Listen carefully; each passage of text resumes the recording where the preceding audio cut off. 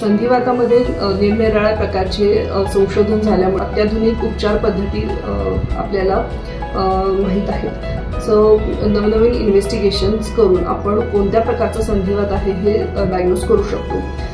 संधिवातामध्ये 250 प्रकार आहेत। सो प्रत्येक पेशंटच्या लक्षणानुसार आपण आधुनिक इन्व्हेस्टिगेशन करून कोणत्या प्रकारचा संधिवात आहे आणि त्या दृष्टीने ट्रीटमेंट देत असतो।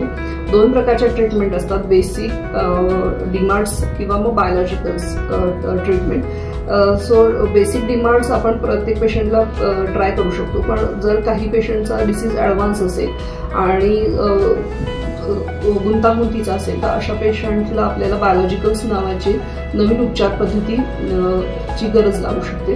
सो आपले रुमॅटॉलॉजिस्ट त्या दृष्टीने आपले इन्व्हेस्टिगेशन करून आपल्याला कोणत्या प्रकारचे आणि जे उत्तम प्रकारची ट्रीटमेंट आहे ती आपल्याला सुचवू शकतात आणि त्याचे उपचार पद्धतीने पेशंटला खूप आराम आहे। बरेच पेशंट जे बेडरिडन आहेत ते सुद्धा असे पेशंट्स चालायला लागलेत किंवा त्यांचे जे दैनंदिन जीवन आहे ते पूर्ववत करू शकलेले आहेत। सो आपण त्या दृष्टीने आपल्या रुमॅटॉलॉजिस्टशी डिस्कस करू शकतो।